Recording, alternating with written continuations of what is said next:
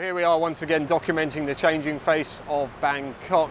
In this episode we've got vanishing backpackers, nightclubs destroyed under suspicious circumstances, crumbling landmarks long beyond repair, plus a few untold stories of yesteryear. Welcome to Vanishing Bangkok, Part 4.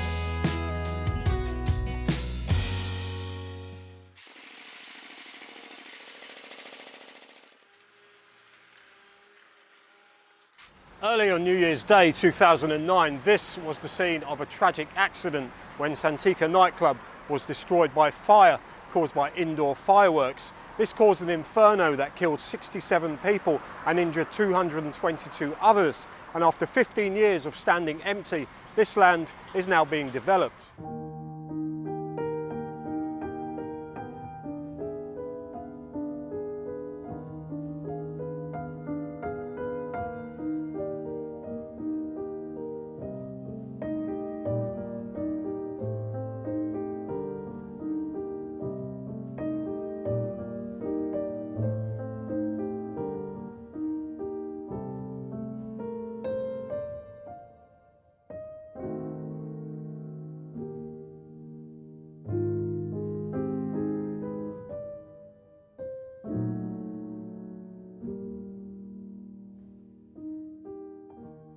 Many of the dead and injured were trapped in the crush and the stampede as they tried to escape the flames. The fire was started by indoor fireworks on stage as the band were playing. Ironically, this night had been called Goodbye Santika because the club was planning to move to a new location. Santika did not have the correct permits to open as a nightclub. It was only licensed to operate as a small restaurant. Police had refused to allow it to open in 2004, but it did so anyway while it was appealing this ruling, and this appeal was still ongoing when the tragedy happened. The license that it had required that it close at midnight, and this area in 2003 was declared a non-entertainment zone by the Bangkok zoning laws. There was no fire safety equipment, no sprinkler system, and there was no clearly marked emergency exits. There was only one fire extinguisher covering 3 floors, which was the minimum requirement for a small restaurant license. So you can see a total disregard and contempt for any safety issues whatsoever.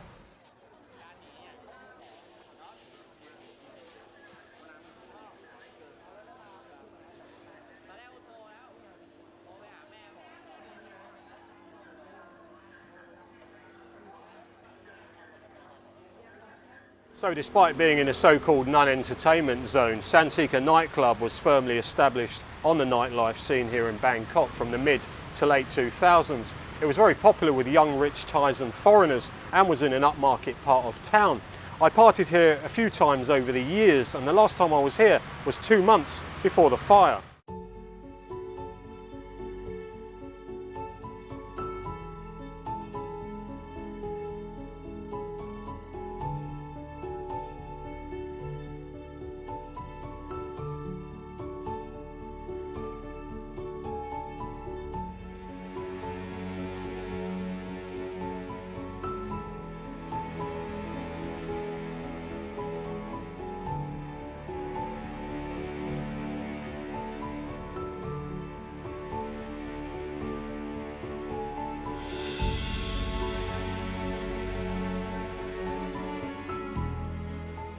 When I was here in a previous video, this land had been up for sale at a very cheap price.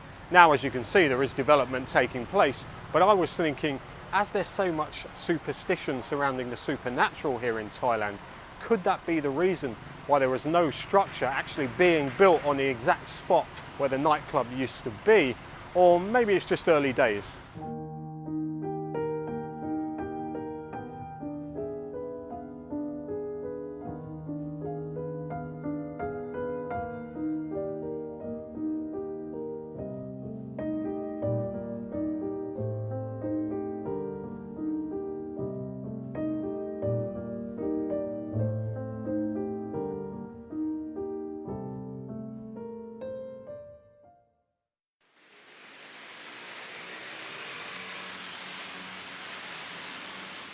Well, this next location is not exactly in Bangkok, but as you'll see, this is an opportunity I didn't want to miss. So I'm going to get the bus from Ekamai bus station about an hour southeast towards a place called Bang Phra.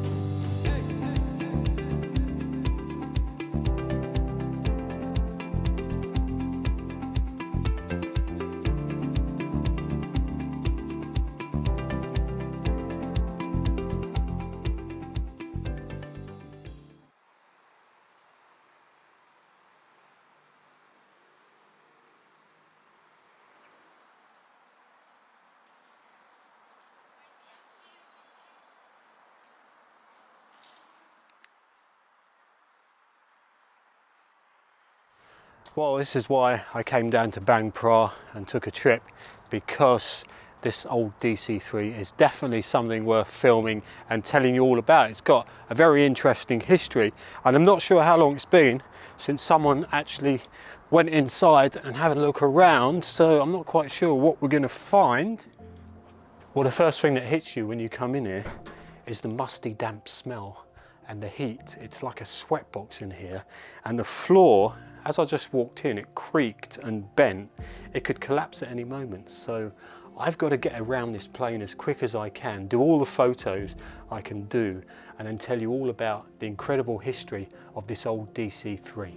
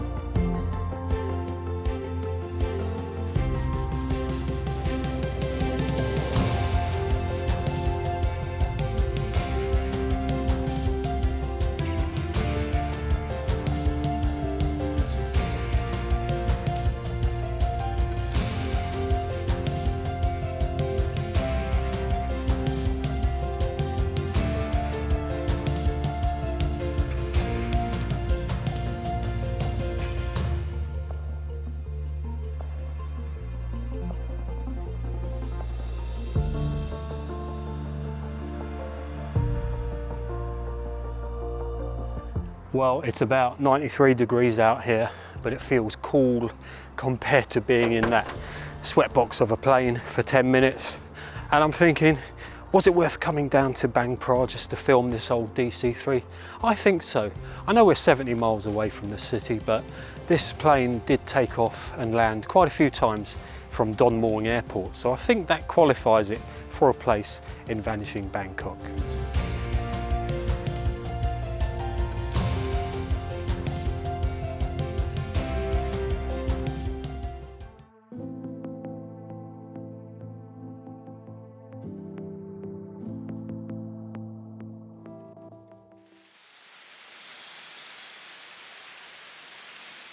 The demolition of the Siam Intercontinental Hotel in 2002 was the first time that I remember the public being outraged at the destruction of this classic 1960s hotel.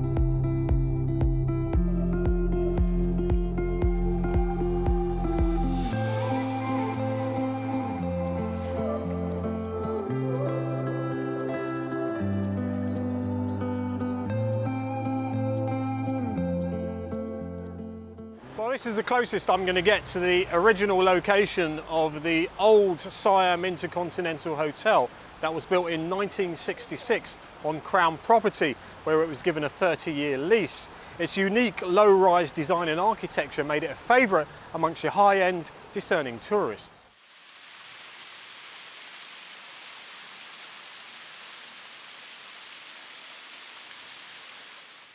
The lease on the land expired in 1995, and after just 30 years of being open, many assumed that the hotel's days were numbered. There was surprise when the lease was extended for another 30 years, but just to be on the safe side, the Intercontinental decided to open another branch down the road on land that had been acquired to build the President Tower, a piece of land that many had said was cursed.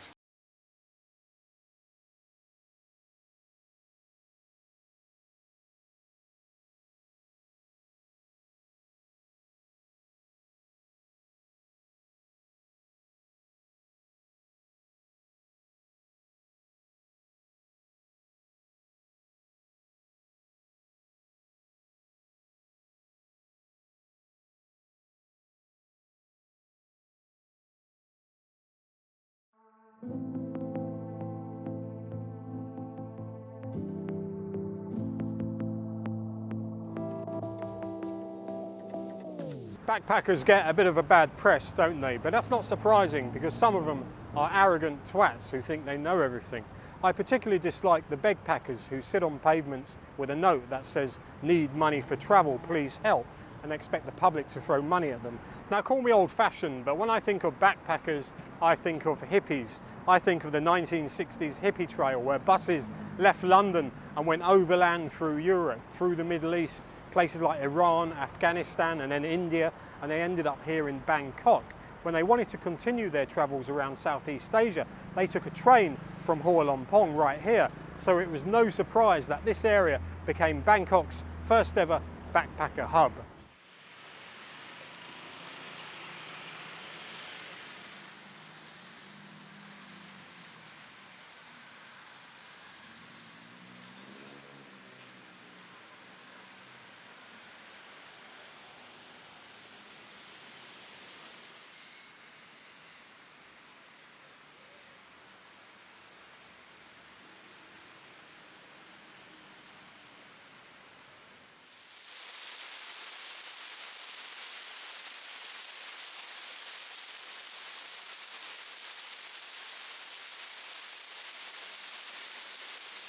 I managed to escape the rain, and I'm sitting outside the Happy Station Hostel, which is down one of the back streets here. And as the name suggests, it is a very happy place.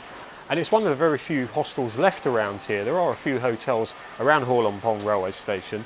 And these side streets and alleyways were once home to lots of different hostels, hotels, guest houses to suit all budgets.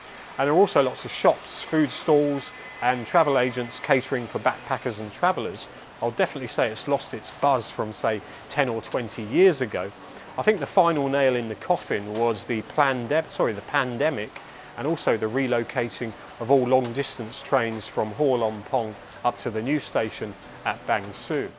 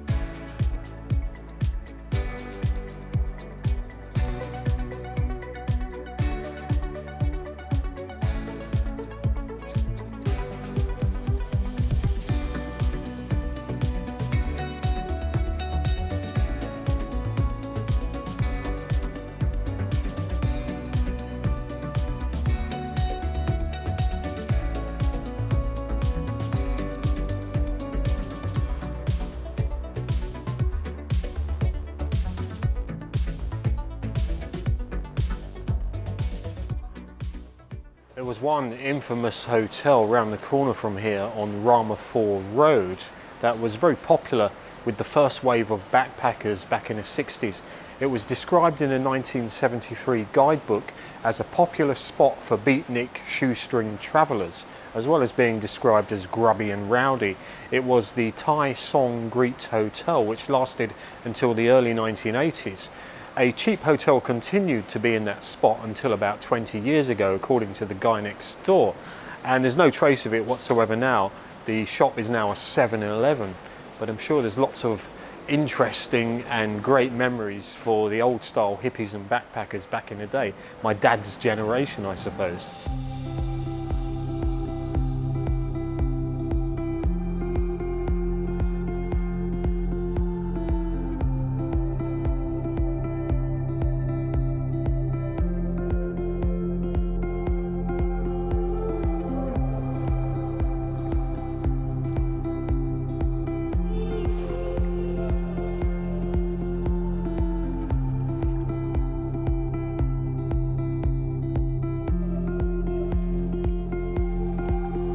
When the news broke out that Hulampong railway station might shut down at the end of 2021, some of us railway fans were terrified and we thought this museum might vanish forever.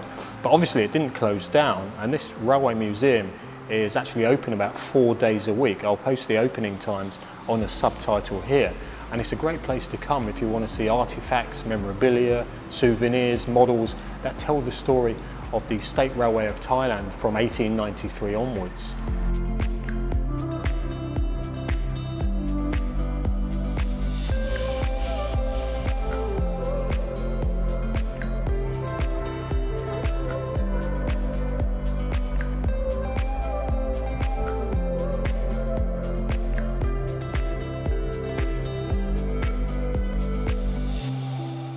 Well, of course, I think it's fantastic that this station didn't end up vanishing off the face of Bangkok, as was the plan almost 2 years ago. And now that there are a lot less trains running in and out of here, they've opened up a couple of platforms as a live museum where they've got steam engines on display, old diesel locomotives, and the Japanese train is parked up here at the moment. It kind of comes and goes, so if you do come down here hoping to get pictures of it, then I can't guarantee it will be here. They're also using the place for special events. That's what they're setting up just behind me at the moment. They've had it open recently as a cinema. They've had music concerts, lighting shows. So they're really making good use of the station as an event space. Now, since there are a lot less people around, I've noticed a few new residents have moved in.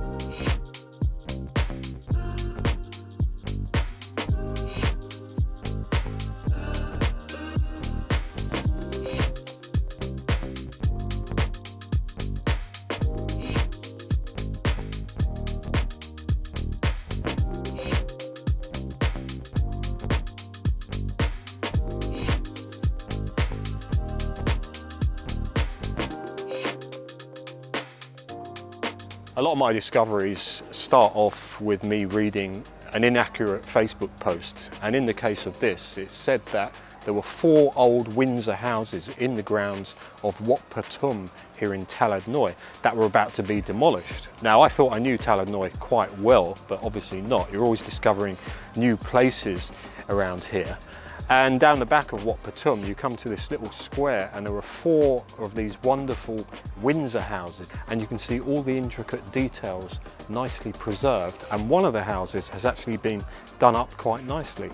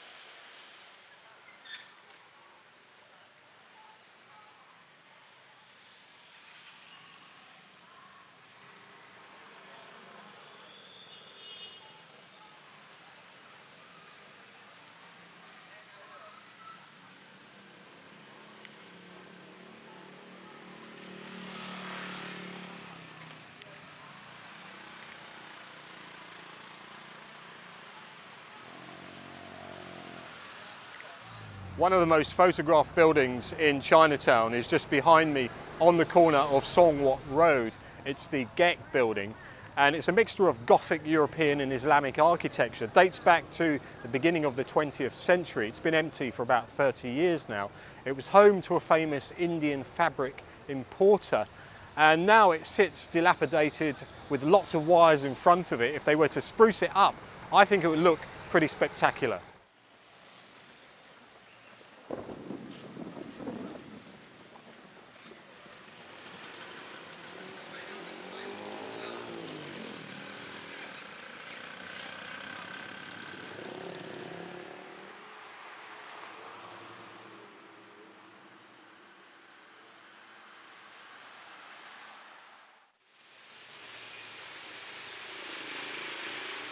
Well, you may be familiar with this next building, and you can't actually see it now because it's suddenly got dark and started to rain. There's not much information about this building, but what I do know is that the land that it sits on is owned by the Nana family, and sometime in history it was a shoe shop.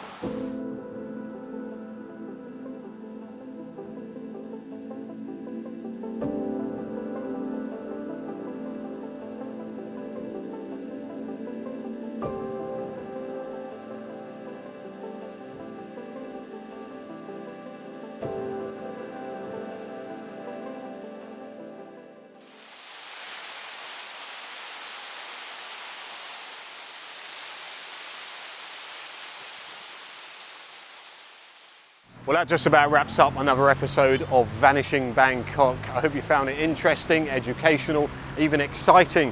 Please do subscribe if you haven't already done so. If you want to support me and support the channel, you can do so via the Buy Me a Coffee link on the screen, or you can join the channel and become a member. That just leaves me to say what I always say. Thanks very much for watching, and unless I disappear, I will see you sooner than you think.